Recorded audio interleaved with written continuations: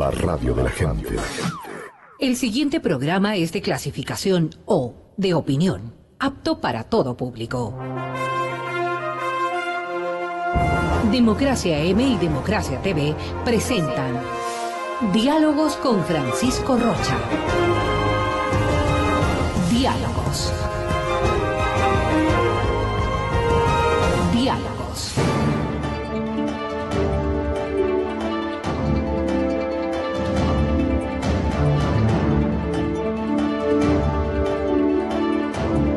Buenas tardes, amigos, estamos encontrándonos en Diálogos y como les habíamos informado desde el día de ayer, hemos invitado a Verónica Albuja, politóloga, además asesora en la Asamblea Nacional, y a Andrés Ortiz Lemos, catedrático universitario, especialista en ciencias políticas, pero además yo diría un opinador permanente y sobre todo en esto de las redes, ¿no? Verónica igual.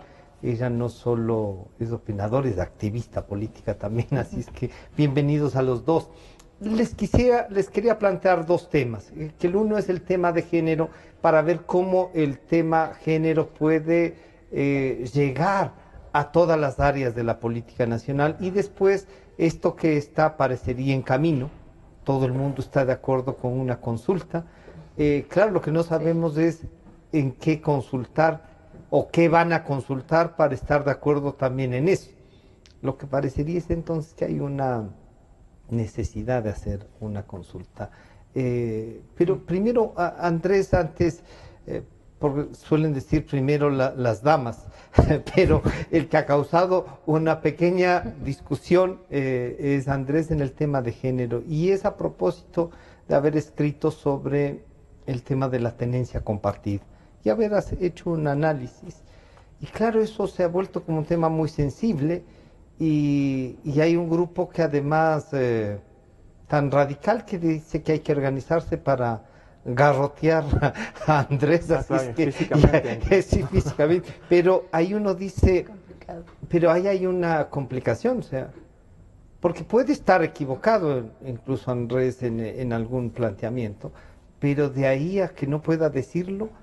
Así es que, Andrés, primero, si quieres explicarnos un poco el tema, y luego podemos pasar, porque en la Comisión de Justicia, donde Verónica está colaborando, van a tratar esto, ¿no? Así es. Bienvenido, buenas tardes. Bueno, buenas tardes, Francisco, Verónica.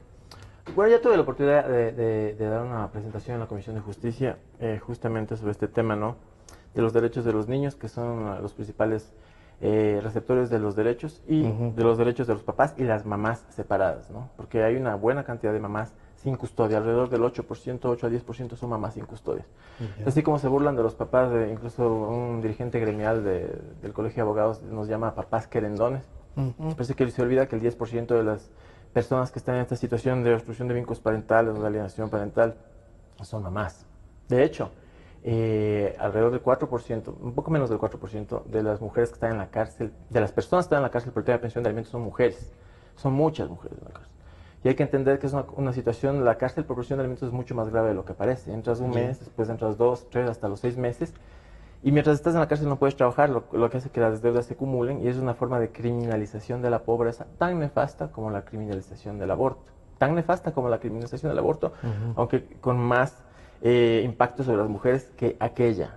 Pero es un tema que nadie habla, porque parece que es un tema que no está en la agenda de ONGs o de programas internacionales, ¿no es cierto? Entonces, el tema de género no es un tema de papás, ni de papás contra mamás, es un tema de derechos del niño. Entonces, los derechos del niño plantean que el niño tiene derecho de crecer con sus dos papás. Los derechos humanos, la Declaración de San Francisco dice que todos tenemos deberíamos tener igualdad de condiciones en la justicia. Esos dos derechos se han roto en el Ecuador. Entonces, el tema que yo manejo, no manejo, soy una persona que está tratando de hacer una investigación, es un tema de derechos humanos. Yo no estoy haciendo militancia, me hiciste muy bien en no presentarme como militante porque no lo soy. Estoy haciendo un trabajo de visibilización de derechos humanos y simplemente... Un poco teorizando sobre los datos y las cifras duras, ¿no? Bueno, que puede ser duro, sí, pero que nos ayuda a reflexionar y a plantear el tema desde varias aristas, ¿puede ser eso? Sí. Mira, desde el 2006 hasta el 2016, casi un 90% ha crecido el número de divorcios. Ya, el 90%. Sí, es 86%. Ya. Esos son los datos del INEC de 2017. En los datos del INEC de 2016 es más alta la cifra. No sé por qué hay esta diferencia. Bueno, el INEC tiene estos temas de cambiar un poco las cifras, pero es así, es muy alto. Y de estos divorcios, la mayoría son de común acuerdo y alrededor del 70% son divorcios de común acuerdo. Y si hay divorcios por violencia, que hay violencia de género se debe repudiar, se debe hacer herramientas para evitarla, pero representan menos del 4%, alrededor del 3% son divorcios por lesiones y por violencias. Esto es algo, son datos del INEC, por cierto, que se pueden, verificar. Claro. Verónica, aquí hay un tema, porque incluso algunas gentes, y por eso decía, la consulta puede llevarnos a esto también. Hay gente que ha dicho que hay que consultar algunas cosas sobre la ley, sobre esta ley, y ustedes la van a trabajar, están trabajando una reforma, pero tú ya como politóloga, como mujer, el tema de género, ¿necesariamente pasa porque es mujer? A ver, bueno, qué bueno compartir con ustedes, gracias.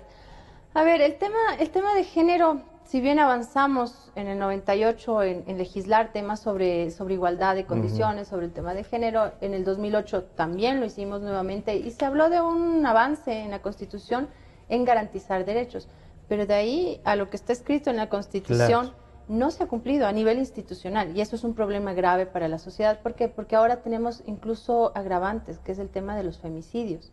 Entonces nos damos cuenta que tenemos 10 años en los cuales la sociedad en su conjunto ha sido permisiva en el tema de violencia y violencia grave que ha terminado en la muerte de mujeres, muertes violentas.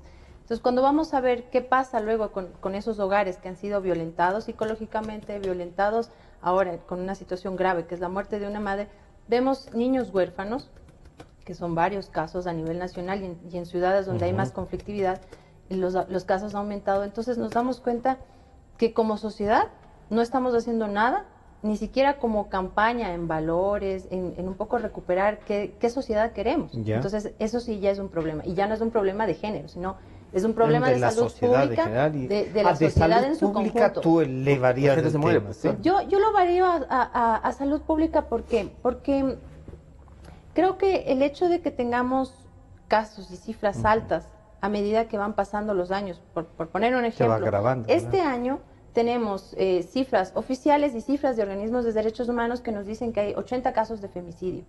Entonces eso significa que hay un problema en la sociedad del odio a las mujeres. Pero odio, o sea, ya no es una cuestión de que no nos simpatizamos, no nos caemos bien, no es buena la relación, sino que es la del odio. Entonces, algo tuvo que haber pasado o algo tuvo que haber incitado esas formas de odio. Pero ha subido las cifras, Verónica. Tenemos, hasta ahora tenemos en este último año 80 casos de mujeres en muertes violentas. ¿Y comparas con el año anterior y te dirías que hay más? El año anterior, en todo el año, hubo 86, pero ahorita estamos a julio. El corte que yo digo el dato es a julio. Y a julio tienes 80 casos. Entonces se ha ido incrementando. ¿Tú creerías que la aplicación de la ley, y sobre todo esto con lo del divorcio, con lo de las pensiones, con todo eso, generó mayor, yo diría una mayor violencia contra la mujer? Pero ahí separemos las cosas. Porque una cosa es el tema social, en el cual estamos viendo que el incremento de la violencia contra las mujeres se da como casos como estos graves. Pero tienes ahí luego que hablamos de nuestra sociedad basada en el núcleo familiar, que es madre, padre e hijos. Tenemos una cuestión de responsabilidades. Familias donde el padre o la madre ya no se quieren hacer responsables, entran en un conflicto, algunos están en unión libre, otros están casados, digamos, se divorcian, deciden separarse. Hay casos de mutuo acuerdo y hay otros casos que son un poco complicados, como lo señalé. Pero claro, como Andrés dice que el 70% podría llegar a ser de mutuo acuerdo. Exacto. Solo un 4%, menos del 4% es por este tema. ¿Pero es porque no se visibiliza o...? Eso es lo que dicen los datos oficiales, ese es el otro detalle, que decimos que hay un acceso ahora a la justicia y que tienes un montón de unidades a nivel nacional donde tú puedes hacer tu denuncia. Perfecto. Pero el problema ahí es institucional, porque si bien la mujer va y hace la denuncia, resulta, por poner un caso, ¿no? Hay 5.000 denuncias en una provincia y de eso se resuelven 200 casos. Y entonces dices, ¿qué pasó con la institución que tenía que garantizar el proceso y garantizar derechos a los que están afectados? Para mí es sumamente delicado porque no solamente es una cuestión de adultos, aquí ya vienen implicados los terceros, que son los niños, y es a los cuales les vamos a heredar nosotros, digamos los adultos, una sociedad que tiene un nivel de conflictividad, que ya de inseguridad y todo esto, pero a esto le agregas la inseguridad al interior de la familia con estos tipos de casos, y entonces dices, sí, entonces algo está pasando en nuestra sociedad y tiene que ser tratado, porque el tema de violencia no es una cosa aislada, es una cuestión de conductas, y ese tema de conductas sí es de salud pública. ¿Por qué? Porque yo creo que no debemos tener vergüenza como sociedad en decir, yo necesito un espacio donde tratarme con un especialista, y tiene que ser un psicólogo, un trabajador social, especialistas. Para eso hay especialistas, ¿no? ¿Por qué? Porque esos especialistas tienen que ayudar a tratar esa conflictividad. Yo creo, y lo pensaba alrededor de la ley que ahora se está tratando, las reformas del Código de la Niñez y Adolescencia, y es que los adultos cuando entran en un momento de conflictividad no pueden tomar decisiones. No deben tomar decisiones. Las tienen que hacer a través de un proceso. Solían decir antes, no hay que tomar decisiones con la cabeza caliente. Sí, algo así. Pero sobre todo tienes que tener un tiempo pertinente de tratamiento, porque no estás tomando decisiones sobre tu vida, estás tomando decisiones sobre el destino y el futuro de tus hijos. En el caso de los niños que están huérfanos, sus familiares que se van a hacer responsables de ellos, tienen que también tomar decisiones. Al principio habrá una conflictividad alta, pero creo yo que el tema de género tiene un problema estructural desde las instituciones del Estado, que ha habido una ausencia total de eso. Ha habido otro problema también, es que la gente tiene miedo a hablar. Las decisiones las debe tomar, como una persona alterada no debe tomar decisiones, ¿no es cierto? Entonces debería disponer una autoridad mayor que las personas confrontadas para que tomen las decisiones. Estamos de acuerdo con eso. Pero entonces, un juez ¿tú creerías que un juez debería disponer para que, apoyando la tesis tuya de que hay que darles un espacio de que se encuentren, pero la decisión eso del piden juez, las reformas, ¿sí? ¿no? Sí, se pide, se trabajó eso porque justamente varios de los colectivos que se acercaron a la comisión lo han planteado. Y porque es necesario, a ver, yo creo que antes de judicializar las cosas tiene que haber un espacio de mediación. Y ese espacio de mediación no para arreglar las cosas, sino para poder tomar decisiones. Yo también quisiera responder Andrés, un poco. A ver, por favor. Verónica, el femicidio es una de las formas más brutales de lo que se conoce como realmente misoginia. Misoginia es la persona que odia a las mujeres, que agrede a las mujeres, que mata a las mujeres. Tenemos que tener cuidado de ridiculizar este término y decir que una persona que no le pone like a un post de vivas nos queremos es un misógino. Eso es lo que está pasando ahora en esta subcultura. Y esto de la confrontación y la agresión sin argumento. Y la agresión sin argumento. Vamos a decir algunas cosas. A ver, cuando empezó este gobierno, en el 2006, bueno, empezó en el 2007, nosotros teníamos una cifra que era de 10 personas asesinadas por cada 100.000 habitantes, ¿no? Entonces es una cifra muy alta. 10 personas por cada 100.000 habitantes es una cifra muy alta de homicidios. La Revolución Ciudadana, que no es de mi simpatía como es del conocimiento público, ha hecho una serie de políticas para evitar este tipo de violencia, los homicidios, los asesinatos. Y los datos que tenemos ahorita, del 2016, 2017, sabemos al final del año, pero son muy semejantes, es de 5 muertos por cada 100.000 habitantes. ¿Eso qué quiere decir? Que al final del año se tiene alrededor de 900.000 asesinados. De estos, alrededor del 10% son lamentablemente mujeres asesinadas. El 90% y se puede decir que serían, hombres, ¿no serían femicidios. Eso no sé, porque y no hay una especie de... No hay estudios de género. Pero el 90% serían hombres. El 90% o sea que más hombres mueren que mujeres. Francisco, es mucho más a nivel mundial. A nivel mundial es las cifras parecidas, 90% de asesinatos. Pero ahí Andrés, podría uno decir, son por las circunstancias y las actividades, ¿no? No podrías decir, nadie podría decir. ¿Por qué? Porque no hay estudios de género para saberlo. Porque no sabemos. O sea, no sabemos si no le mató un sicario la esposa celosa, si fue un asunto de cuñados de una esposa celosa, si es un asunto pasional. No sabemos si están envueltos en los asesinatos de hombre elementos semejantes a los elementos los que se hablan del femicidio. Es que no sabemos. Yo no te voy a decir que sé, porque no sé. ¿Y por qué no sabemos? Porque estudios de género no están desarrollados. Ahora, suicidios. A nivel mundial los suicidios son 75% hombres y mujeres son menos, ¿no? Son alrededor del 25%. Y en el caso ecuatoriano tenemos cifras muy parecidas a lo que se plantea a nivel mundial. Tenemos que alrededor de uno por cada 3 suicidios son hombres. A nivel nacional, las estadísticas del INE dice que en el 2015 murieron 870 hombres por suicidios y 266 mujeres. En Ecuador, como no tenemos estudios de género que se hayan desarrollado de manera fuerte, no sabemos las razones. En Estados Unidos, en Europa... se puede dividir las, sí, déjame terminar la idea. ¿Sí? La mayor cantidad de razones de los suicidios son temas de alienación y destrucción de vínculos parentales hacia los hombres. Hombres que no pueden ver a sus hijos. Recién se murió un señor en Guayaquil porque ya la deuda de las pensiones de alimentos era muy superior a sus ingresos, no podía ver a sus hijos, el tipo se suicida. Entonces hay un sindicalista, que no voy a decir el nombre, se burla en redes sociales diciendo, pero no se maten, paguen, decía el tipo burlándose de la muerte de este señor. Esta es una situación que se puede medir estadísticamente. Los hombres se suicidan mucho más que las mujeres. En Ecuador no sabemos las causas porque no hay estudios aquí. Es un lugar virgen el Ecuador para estudios de género, virgen. No tenemos datos de estos temas trascendentes de los estudios de género. Tenemos una serie de consignas o de militancias que en mi opinión no se deberían considerar estudios. Pero a nivel internacional se sabe que uno de los grandes gatilladores de los suicidios de los hombres es alejarles de los hijos. Y usted, cualquier persona que nos está viendo sabe que lo peor que te pueden hacer es meterte con tus hijos. La dictadura brasilera, ¿qué hacía? Torturar a los niños. Pero Andrés, ahí también hay una realidad que es empírica, que la voy a decir, que también hay muchos padres que tampoco se han preocupado y no están interesados en ver a sus hijos. Sí, pero yo no les estoy defendiendo. No, si no te digo que estés defendiendo, sino que te pongo el tema. O sea, sí hay padres que pueden suicidarse porque no les permiten ver, pero hay otros tampoco que no les interesa y se olvidan que han tenido hijos. Sí, ¿no? todos sabemos. ¿Cómo enfrentamos entonces? También hay asesinos, también hay violadores, también hay estafadores, también hay corruptos, también hay, en ambos géneros, ¿no? Digamos, estafadores con la roba, ¿no? Estafadores, estafadoras, o sea, hay en todos los géneros este tipo de cosas. Y hay muchas manifestaciones de violencia que no...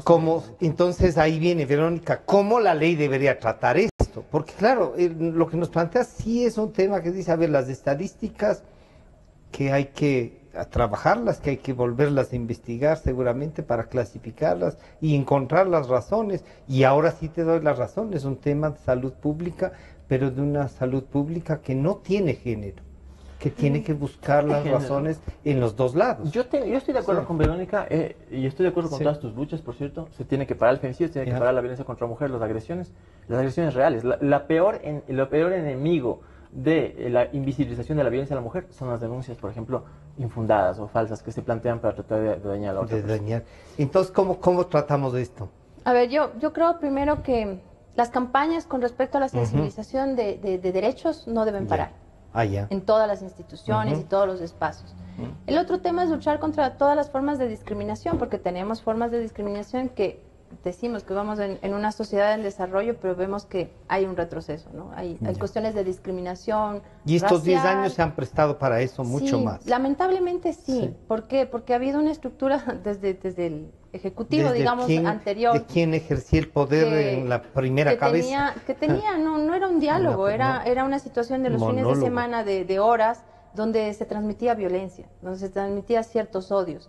Y no solamente políticos, sino también a ciertos sectores. Entonces eso sí te genera como sociedad que si tú ves a un referente político que te da eso como ejemplo, entonces hay un deterioro de los valores, de los principios y del respeto a la ley. Eso creo que es importante, que si hemos hecho un pacto de principios en el Ecuador, de que todos somos iguales ante la ley, eso se tiene que hacer efectivo desde el más alto nivel hasta el lugar más alejado de la sociedad.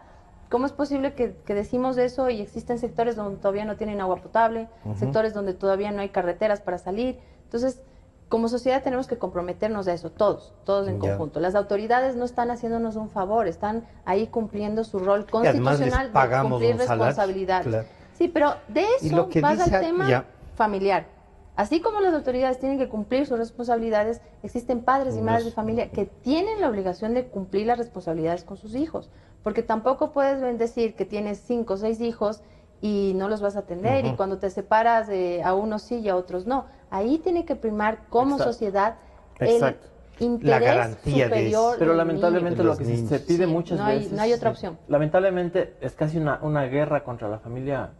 Terrible lo que voy a decir, porque yo siempre he sido totalmente liberal, el tema de las familias alternativas y todo. Pero es como que si tienes un hijo con tu familia, el hijo que está con tu familia sale perjudicado. Te voy a dar un ejemplo, Francisco. Mira, yo no estoy en contra de la tabla de pensiones, por cierto, yo soy a favor de la tabla de pensiones, soy un defensor de la tabla de pensiones y de hecho soy una de las personas que demanda que la tabla de pensiones se cumpla.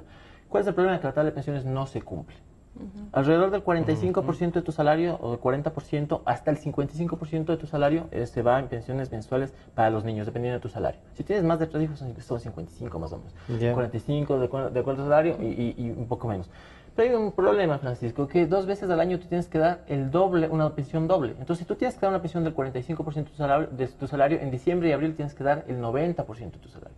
Si tú tienes una pensión del 55% de tu salario, en diciembre y aquí en la sierra me parece que es en octubre, tienes que dar el 110% de tu salario. Eso destruye a los niños que están bajo tu protección. La ley únicamente protege a los niños de los que estás en una situación de separación. La ley asegura eso. Pero los niños, si tú tienes niños, una persona se enferma, te vas a la cárcel porque no vas a poder pagar. Esa es la razón por la cual hay cierta mora. O sea que tú dirías una revisión de esta tabla. No revisión de la tabla. No, señor. ¿no? Yo estoy a favor de la tabla. Y lo que quisiera es que la tabla se cumpla, porque esta disposición de pensiones dobles 2 veces al año no está en la tabla. La tabla dice 45% de tu salario, 50, 40. Eso debería cumplirse. Pero no pero y esto, o sea, es esto del 13º y del 14º. Son todos los beneficios. Ya, a ver, déjeme terminar la idea. A ver, en el Ecuador únicamente alrededor del 40% del PEA tiene beneficios de ley. El 60% restante no tiene beneficios de ley. Entonces el señor albañil, el señor vendilechero, el señor conductor, el señor no chofer, tiene eso para repartir. Todo lo que tiene para repartir. Además, si tú tienes beneficios de ley, si tú tienes la suerte de tener beneficios, que es un privilegio, el 40%, tú tienes que dar en el mes de octubre en la sierra y abril en la costa, tú tienes que dar una pensión doble, pero tú solamente vas a recibir el equivalente a un salario mínimo. Y si tienes una pensión más, de $800, $1,000, ¿qué haces? O sea, esto destruye la posibilidad de tener una buena vida de los niños que están bajo tu cuidado. Verónica, esta es una realidad, diríamos. Ustedes la tienen que haber estudiado. Sí, bueno, lamentablemente no veo que por favor, Andrés. A ver, te comento por experiencia. Uno de mis primeros trabajos en los que comencé muy a los 17 años, 18, fue en el tema de derechos de los niños, con una ONG internacional que trabajábamos todo el tema de promoción de los derechos, pero sobre todo en el tema de educación, en tema de lenguaje y matemáticas. Entonces veíamos ahí los casos de los niños cuyos padres se habían separado y a los niños les costaba el tema de la educación, retomar normalmente sus estudios. Entonces yo en aquel entonces, porque ahora tengo hijos, pensaba, sí, es muy complicado. ¿Por qué? Porque todo el núcleo familiar cambia, la escuela también cambia y los niños tienen que adaptarse. Pero para que los niños tengan que adaptarse, tienen que tener el mismo ambiente. O sea, no tiene por qué cambiar ese ambiente, no tiene por qué ser violento que sus padres o sus madres, en este caso, los priven de algunas cosas que tenían antes. Cuando la ley te dice que los niños, si mantienen un estilo de vida, lo tienen que mantener hasta que sea mayor de edad. Porque en el tema de las tablas de pensiones, existen padres que dicen, no, quiero reducir la pensión, ¿sabe qué? No me alcanza, quiero... No, el niño no tiene por qué pagar la situación de separación de sus padres. ¿Por qué? Porque él tiene que ser... Pero Verónica, y supongamos que no le alcanza. Supongamos que no le alcanza. A ver, ahí hay otra cosa, es un tema que yo no estoy de acuerdo en el tema de la prisión. ¿Por qué? Primero es una cuestión de que la anulas totalmente, exacto, claro. Exacto. Y tiene que trabajar, pero tiene que cumplir. Claro, ¿cómo le haces cumplir? Porque hay casos de padres que no son responsables y no cumplen. Y no cumplen no porque no tienen, sino porque no quieren. Se borraron. Eso había que demostrar. O sea, exacto. Yo he visitado la cárcel del Inca muchas veces. Yo vivo en la cárcel del Inca visitando, pero como investigador, ¿no? Claro. Sí, pero yo quiero decir una cosa. Los que están allá son pobres. Andrés, por favor. El tema es que tiene que haber una investigación profunda de fiscalía, consejo de la judicatura, lo que tú decías, hay un tema aquí que no se ha investigado y es el tema de género. ¿Qué pasa dentro de esos casos? Porque tenemos 700,000 más o menos aproximadamente, no sé, niños que se benefician de esta ley. Eso significa que ha crecido... Cuando tú dices se benefician es que están recibiendo pensión alimenticia. Más allá de los valores que hay, porque en estas tablas hay una desigualdad, pero tiene que ver de acuerdo a los ingresos de sus padres, ¿ya? Pero si tú, digamos, nosotros que estamos aquí, tenemos hijos, la primera responsabilidad que tenemos con nuestros hijos es brindarles un futuro. O sea, es darles las condiciones para que sean unos seres humanos que se puedan desarrollar. Claro. No los vamos a tener, y creo que en ese caso los padres no van a coger y desentenderse después de esos niños. Porque hay padres que sí trabajan, hay padres que tienen que buscar trabajo. Pero ahí dice Andrés, los que más están presos son los más pobres porque no pueden. Pero porque tenemos un problema Solo están los pobres. Sí, pero eso es otro tema, porque a ver, hablamos de unas... Eso es una realidad en la sociedad, el tema de la falta de responsabilidad de algunos padres. Todo. Pero también tenemos el otro problema que ahí vamos encadenando la situación, y es la falta de trabajo. Pero también hay la falta de campañas sobre el tema de reproducción en el país. Tenemos un tabú ahí. Imagínate, y ese ahí tabú pasamos tenemos ya. que sacarlo. ¿Por qué? Porque hay parejas muy jóvenes que toman decisiones y, según su estrato social, deciden planificar la familia. Pero hay otros que no tienen ciertas condiciones, no tienen el nivel de educación, no están informados, y es complicado. ¿Por qué? Porque no hay donde ellos puedan ir. Y yo sería de la idea de que existan programas gratuitos para las personas en el que puedan planificar su familia. Sí, que no lo hay. No tenemos conflicto contigo, estoy de acuerdo, todo bien. Unos datos, Francisco. A ver. En el Ecuador, antes de irnos al corte. En el Ecuador, la pobreza por necesidades básicas insatisfechas, según el INEC, alcanza la maravillosa... Bueno, estoy siendo irónico y por eso me causa problemas. Está teniendo la cifra del 38%. Son datos del 2014 porque esa es la encuesta de pobreza que se hizo de necesidades básicas insatisfechas. Me imagino que debe estar muy parecido. 35.8% de las personas del Ecuador son pobres. ¿Cuál es el promedio de lo que gana el ecuatoriano? ¿Tú sabes cuánto gana el ecuatoriano en promedio? $400 al mes. Por eso cuando se dice que las pensiones alimenticias llegan a $200 en su mayoría. Es en realidad a los ingresos, claro, base a los ingresos. Pero porque la gente en promedio en Ecuador gana $400 al mes. O sea, una persona que gana $400 al mes y que da una pensión de alrededor de $200 es una persona que está viviendo él y sus hijos bajo la con $200. Y además que 2 veces al año tiene que dar prácticamente todo su sueldo y dejar a sus niños en la indigencia 2 veces al año. Y esos niños que están con esta persona separada, ¿quién ve por sus derechos? Y esas mujeres que están en la cárcel por prisiones de alimentos. Porque ya te digo, es alrededor del 8% de mujeres que están en esta situación. Y esto de las mujeres que están en la cárcel. Yo he ido a la cárcel. ¿Por qué están? Porque no pagan pensiones. Las mamás tienen la obligación Como también. te digo, solo alrededor del 92% de personas separadas con custodia son papás. Datos del INE. Alrededor del 8% de personas separadas con custodia son mamás. Sin custodia son mamás, ¿entiendes? O sea, la mayoría de personas con custodia son mamás, el 98%, y papás son el 8%. Y de esas hay mamás que no es la mayoría, pero son un 8%, pero pagan pensión. Algunas no tienen plata. Como tú sabes, no hay plata, entonces van a la cárcel. Y la cárcel aquí de profesiones es cadena perpetua. Eso de sí, no nos engañemos, eso tendrían que hablar en la comisión. Yo no veo que se esté discutiendo esos temas. Veo que están muy metidos en temas de redes sociales y de unos eslogans o moralejas. ¿Qué se hace con esta cadena perpetua que tienes ahí? De gente que está 1 mes, 3 meses, 6 meses, pues sale y vuelve a entrar 6 meses, toda su vida porque tienen deudas que se van acumulando. ¿Qué haces con eso? ¿Por qué la Asamblea no debate eso en lugar de los eslogans, las moralejas que nos están sacando en redes sociales? Vamos a hacer un pequeño corte. Estamos con Verónica Albuja y Andrés Ortiz Lemos. Bueno, el tema, fíjense ustedes que no es fácil, ¿no? Pero creo que hay que ponerlo en el tapete, no para dispararnos ni para agredir a los que están tomando el trabajo, a los que están tomando el trabajo de investigar y hacerlo, sino también para encontrar una solución. Enseguida volvemos. En un momento regresamos con Diálogos por Democracia M y Democracia TV. Democracia. Sobre la emergencia de gas y energía que se está viviendo en la costa Caribe. Democracia. Rusia retoma críticas por retenidos en base naval de Estados Unidos. Democracia. Formulé el primer pedido histórico de perdón a las víctimas de las graves violaciones de los derechos humanos. Democracia. Solo noticias.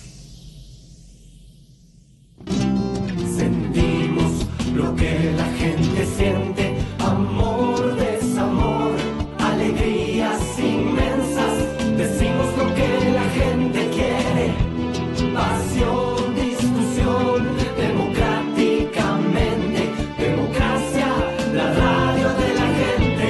Democráticamente, la radio de la gente. Democracia, la radio de la gente.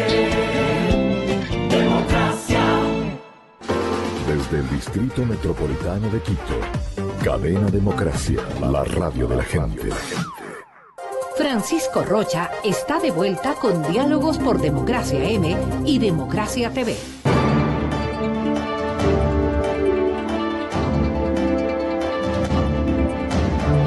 Bueno, estamos de regreso ya con Verónica Albuja y Andrés Ortiz.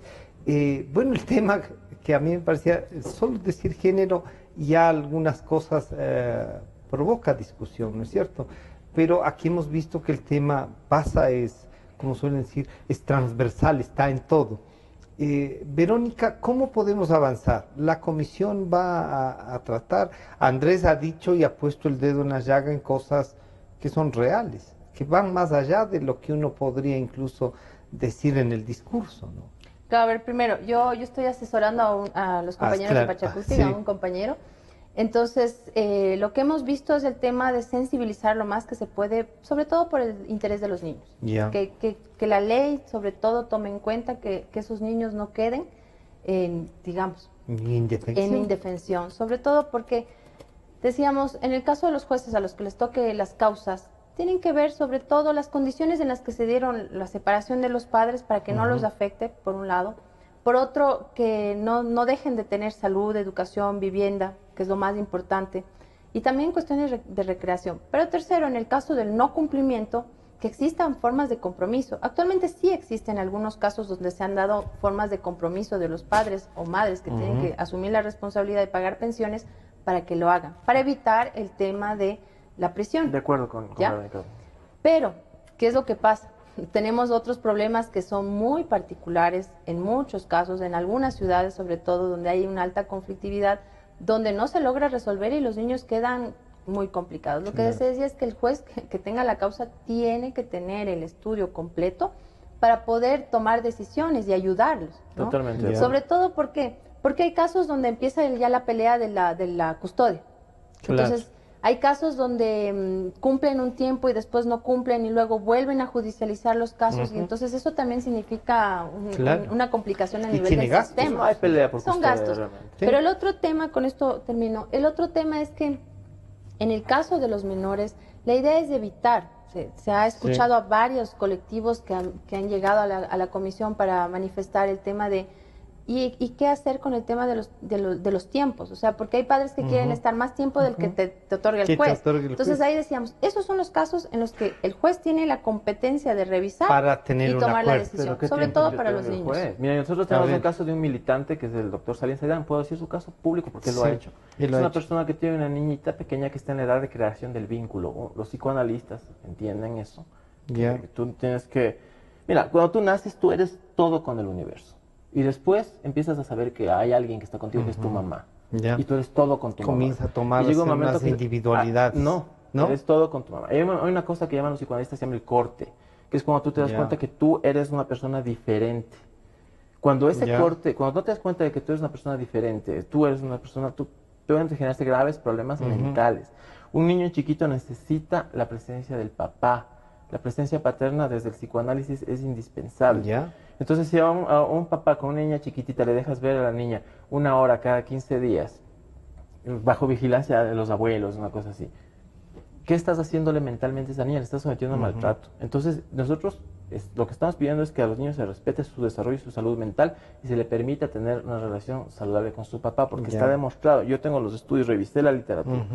De que es indispensable que tenga los niños. La Verónica mencionaba que es importante que un niño no se le quite lo que tenía antes.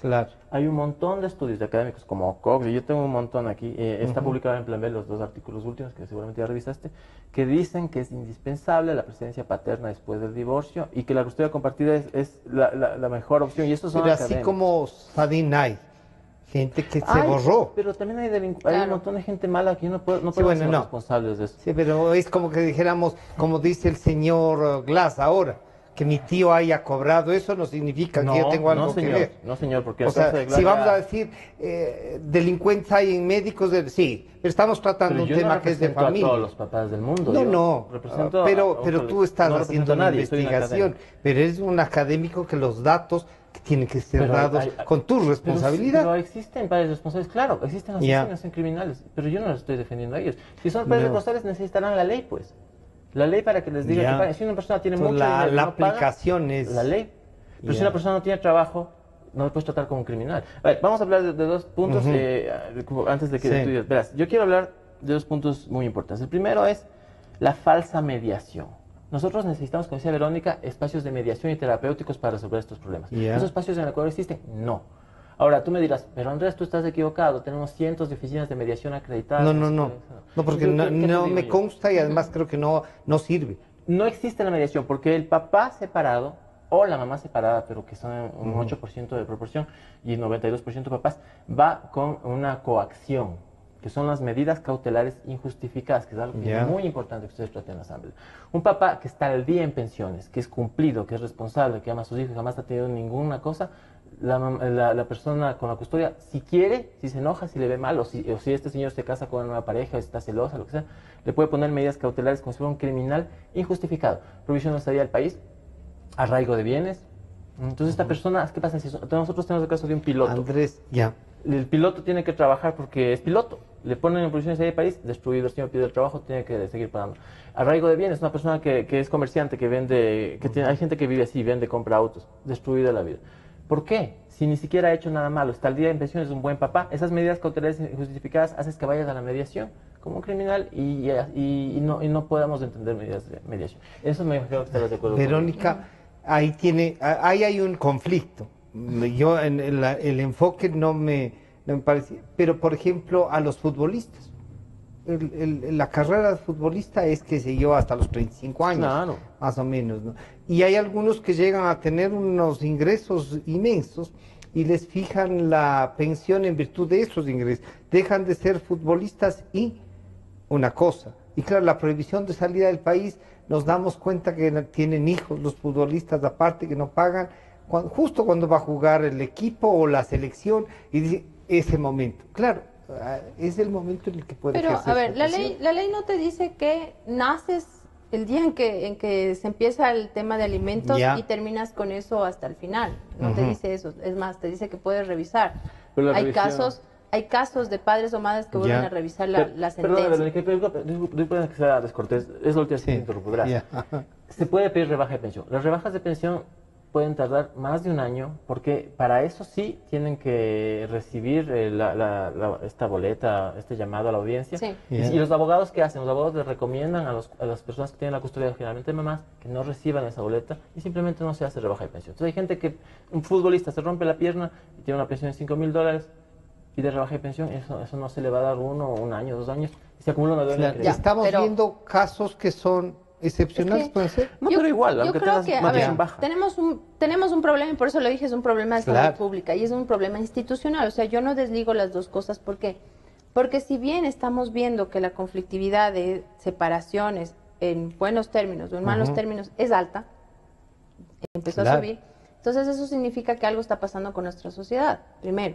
Entonces, ¿qué hacemos o qué podemos garantizar? Esta ley no nos va a garantizar en este momento todo lo que necesitamos responder o dar respuestas. Pero sí podría darnos un refugio para garantizar algo. Sí, lo principal que se puede garantizar es el tema de la estabilidad de los niños. O sea, padres y madres que lleguen a esta situación, por favor, lo principal es el bienestar de los niños. El bienestar físico, el bienestar psicológico y el bienestar para desarrollarse. O sea, para que tú puedas desarrollarte cuando eres pequeño, ¿qué necesitas?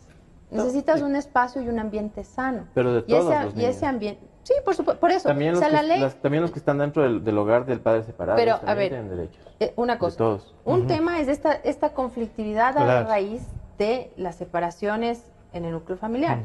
Pero el otro tema también es la realidad en general de los niños que tienen que ser también atendidos por el Estado, por los medios, digamos, por los centros de educación. O sea, tenemos una conflictividad bien grande como sociedad. O sea, tenemos que responder en que lo que dice la Constitución, en que todos tenemos derecho, tenemos que estar en igualdad de condiciones, que todos tenemos, siendo hombre o mujer, siendo niños, la atención prioritaria de los niños. Entonces yo creo que tenemos que hacer un pacto nacional, todos en general, medios de comunicación, academia, sectores activistas, todos.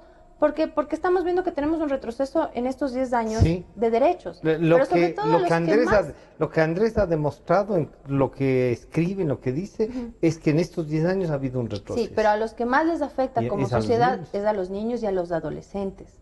¿Sí? ¿Por qué? Porque si nosotros queremos generar una sociedad con ciertas condiciones de progreso, de desarrollo, de creatividad, por lo menos teníamos que haber hecho un ciclo de 10 años de generar todas las políticas públicas, todas las leyes, las reformas, para que las siguientes generaciones lo puedan disfrutar. Pero en este momento hemos hecho un retroceso. El tema de la reforma en el Código de la Niñez y Adolescencia crea conflictividad, sobre todo porque no hay investigaciones. Claro. De haberles escuchado a la gente del CEPAM que ha trabajado algunos temas sobre violencia, muchos de los casos de violencia incluso son casos nada más y no son tratados todavía. Y no Entonces, hay muchos problemas. Yo revisé la literatura. Pero sí hay problemas. Entonces, sí hay problemas, claro que sí. ¿Por qué? Porque muchas mujeres, incluso siendo agredidas, tienen miedo, sabiendo que existe la ley que las protege, tienen miedo. Tenemos ahora problemas de desaparición en las comisarías de la mujer. Entonces, ¿a dónde va una mujer violentada a poner su caso? Tiene que ir a la fiscalía. No, yo sí creo que es un problema donde hay que tener mucho ojo con las conductas violentas. Me parece que hay un error de tratar de... Verás, yo siempre que estoy en algún debate de este tipo, discúlpame... Además, yo respeto casi todos los puntos que has dicho, de hecho estoy de acuerdo, incluso con esto de frenar la violencia. Nosotros estamos tratando un tema, y el tema es de la custodia compartida, o de la posibilidad, hay papás que no van a pedir custodia compartida, que son la mayoría, pero es un derecho del niño estar con sus papás. Pero hay que revisar los casos. Eso decimos nosotros, es lo más importante. Pero este es el tema de los niños. Los niños son un grupo de atención prioritaria. No hay que desviar ese tema y plantear que esto sea un tema vinculado simplemente al género y estudio de mujeres. Hay una ley que se va a discutir sobre violencia de género, creo que ese es el espacio para discutir estos temas de violencia. No es que los papás, ¿tú no crees que son consecuencia también estas separaciones y estas relaciones difíciles en virtud de la violencia? Sí, Francisco, yo sé y hay que frenar. Pero como te digo, los divorcios son en menos del 4% vinculados con temas de violencia y en su mayoría son temas de común acuerdo. Y porque una pareja eso dice el INE, que eso porque una pareja se divorcia no significa que ya el papá separado es el enemigo y le vamos a poner el saco de golpeador, de misógino, de heteronormativo, patriarcal, techo de cristal, no sé, todos esos eslogans que hay. Nosotros, yo no tengo la culpa, no he violado a nadie, yo no necesito que me tengan todas las campañas esas de no violencia y la gran mayoría de papás tampoco.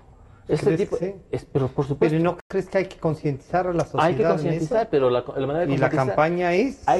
Yo te apoyo en la campaña, si quieres yo me hago vocero de la campaña que vayas a organizar. Claro, pues. Es un pacto nacional. Es un pacto nacional. Yo me hago aliado.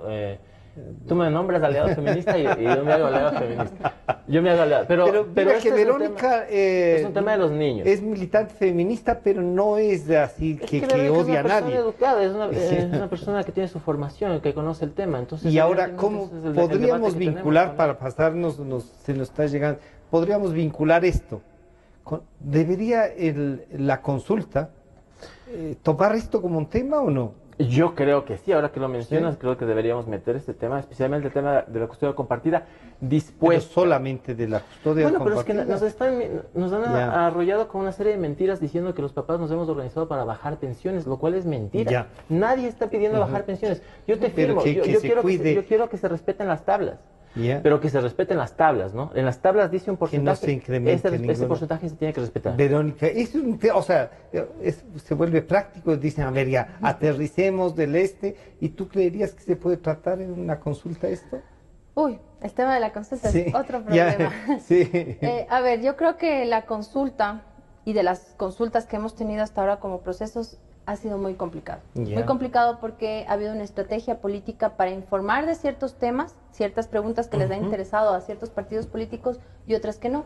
Y yo creo que estos temas de sensibilizar a la sociedad y de trabajar en conjunto por una sociedad donde los niños sean lo primero, creo que tiene que tener otro tipo de tratamiento. ¿Por qué?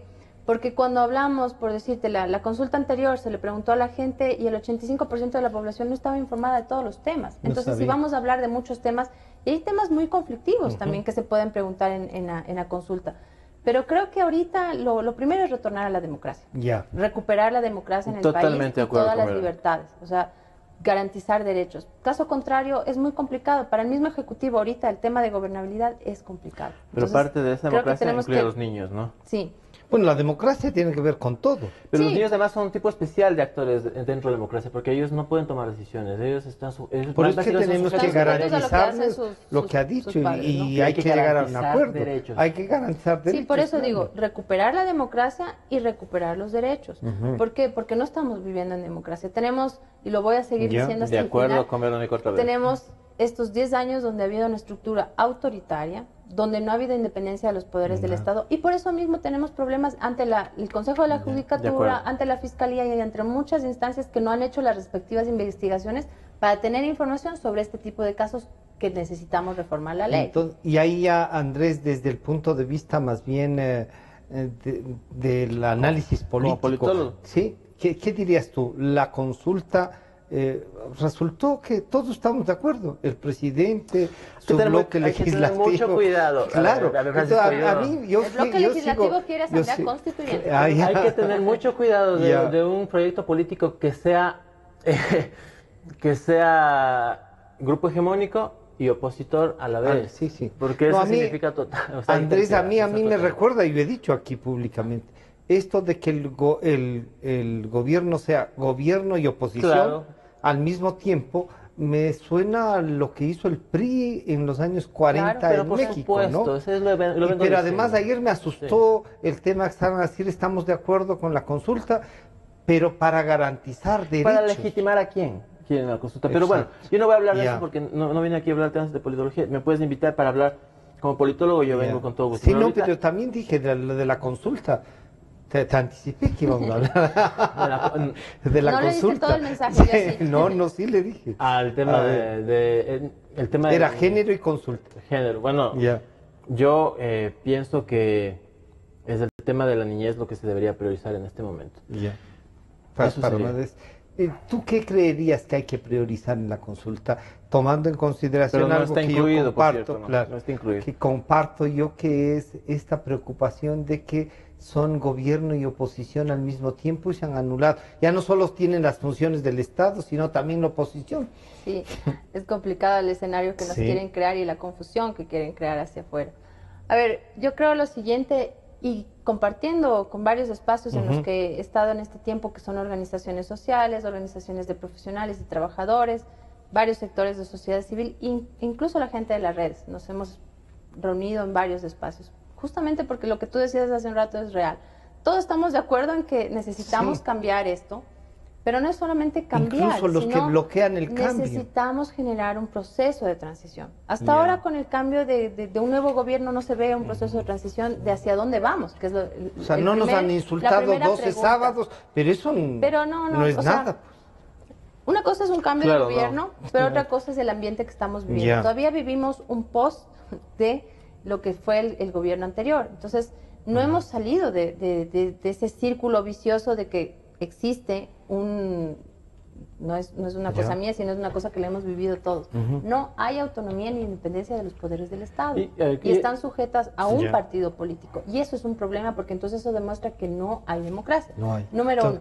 Número dos, la consulta popular tiene que, yo no lo digo yo, sino que se ha conversado con varios espacios y todos coinciden en que no a la reelección indefinida. O sea, a las enmiendas. Pero ahí no sería mejor, y Andrés, no sería mejor, por ejemplo, ¿en dónde metieron el tema de la reelección indefinida? En unas enmiendas que no eran enmiendas. Entonces, la pregunta debería ser que eliminamos esas enmiendas que son inconstitucionales. Pero hay varias cosas. Solo termino con esto. Está el tema de las enmiendas, pero digamos, embanderando por el tema de la reelección indefinida, porque eso es un problema. Eso demuestra que no podemos vivir en democracia. Segundo, pero ahí pueden querer dejar algunas enmiendas ahí. Claro, pero segundo, el Ejecutivo necesita un espacio de gobernabilidad y de generar confianza al país.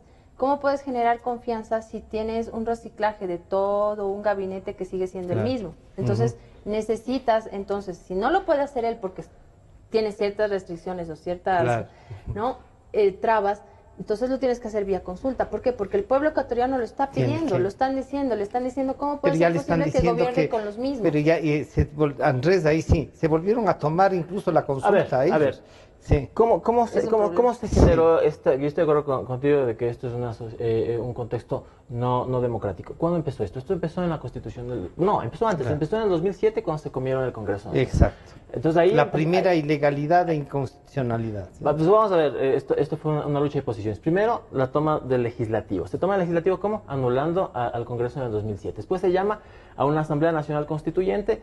¿Qué hace el gobierno? Se apropia del discurso de los movimientos sociales. Al apropiarse del discurso de los movimientos sociales, la Asamblea de Montecristi se hace una asamblea legítima, apoyada, y ahí, a través de una serie de eslogans que metieron ahí, tomando el movimiento indígena como Estado plurinacional, no derechos de la naturaleza, derechos colectivos, se metió por abajo estos eslogans que no significan nada, porque derechos de la naturaleza no significa nada, Estado plurinacional no significa nada, metieron una serie de cosas que ahí es donde estaba el conejo escondido. ¿Qué es?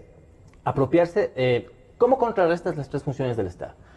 Hay dos formas. La una es la forma dictatorial, que reduce las tres funciones del Estado a uno solo, como hizo Franco. Esa es la forma fácil.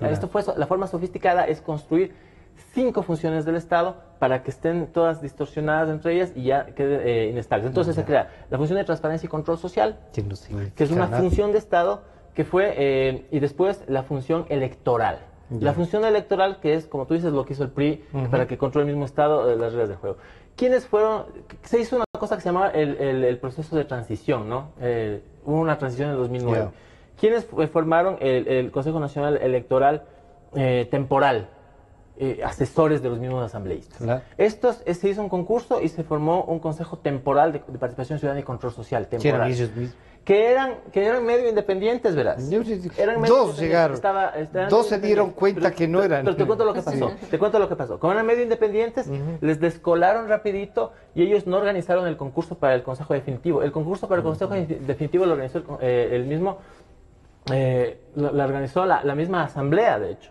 La misma asamblea. Y ella organizó un congreso. Entonces, el primer Consejo de Participación Ciudadana y Control Social que fue real, era casi todos correístas, menos Luis Pachala, creo que y dos personas del MPD que eran en ese tiempo del gobierno. Luis Pachala es de la Sociedad Patriótica, pero después estaban dos personas del MPD que en ese tiempo estaban con el gobierno. Después ya se separaron. Y este Consejo de Participación Ciudadana y Control Social, que ya fue conformado por gente de Alianza País, porque todos eran de Alianza País, y esta minoría que no contaba, escoge al Consejo Nacional Electoral Definitivo. A su vez, ¿ya? Entonces ahí tienes estos dos controles. ¿Qué pasa después de este proceso de formar a los organismos de control, ¿no? Y a la fiscalía, que terminamos teniendo el primo del presidente de la República como fiscal general, y terminamos teniendo una serie de actores que estuvieron vinculados al mismo gobierno, como el presidente del Consejo Nacional Electoral anterior. Tienes un defensor del pueblo calladito, escondido ahí, defendiendo al gobierno. Tienes unos superintendentes increíbles. El gobernador del gobierno, una cosa increíble. Entonces, esto que tenemos ahí, estoy de acuerdo con Verónica, no es democracia. Nosotros lo que tenemos es que recuperar la democracia. Entonces, si la consulta, salgamos del tema de la niñez, ahorita hablamos de la consulta, por algún momento pensé que estaba sugiriendo que se podría meter el tema de la niñez en la consulta. Sí, pensé también. Pero bueno, mira. Primero hay que recuperar la democracia, nos decía. Tendría que ser una consulta que genere las divisiones de las funciones de Estado de verdad. Entonces, no puede haber una función de Estado como un Consejo Nacional Electoral. ¿Te toca hacer una constituyente? Probablemente haya que hacer algo como... Pero primero la consulta. Darle una puerta a una consulta para que permita tener las facultades legales para hacer una constituyente. Pero lo que se me está acabando el tiempo, Andrés, pero yo quisiera... Solo una cosa más para acabar. Mira, el Consejo de Participación Ciudadana y Control Social es la forma más aberrante de falta de la democracia. ¿Por qué? Porque no se trata de apropiarte de las otras funciones de Estado. Se trata de haberte apropiado de la sociedad civil. La sociedad civil no puede tener vínculos con el Estado. De eso se trata la sociedad civil. Verónica, terminamos contigo. Entonces, ¿qué debería tener esta consulta? Nos faltó el tiempo. Yo les comprometo a venir nuevamente. Creo que lo importante es estar claros en que primero es una consulta popular y luego podemos ver cómo llegar a un proceso constituyente. Se aplica, Entonces creo que uno de los temas es para poder recuperar la democracia y la independencia de los poderes del Estado, tienen que estar estas preguntas en esta consulta popular como también el tema de pedirles cuentas a los funcionarios que están en sus cargos y si no, a través de esta consulta pedirles el cese de sus funciones. ¿Por qué? Porque no cumplieron con las responsabilidades que se les fue encargadas en todas las instancias. Es la única forma de recuperar en este momento el proceso de gobernabilidad que la gente lo está pidiendo y de confianza, porque una es la crisis política que estamos viviendo ahorita, que no es de este momento, sino ya es heredada desde más atrás, ¿no? Comenzaron 2 años atrás porque se les acabó la plata. El problema después de esta consulta es cómo vamos todos los ecuatorianos a pasar la crisis económica. Claro. Y esa es otra pregunta. Entonces tenemos que pensar qué vamos a hacer primero con solucionar el tema político institucional y luego con el tema económico. No hay otra opción. Y es urgente, porque sí, es urgente. Más diálogos ya...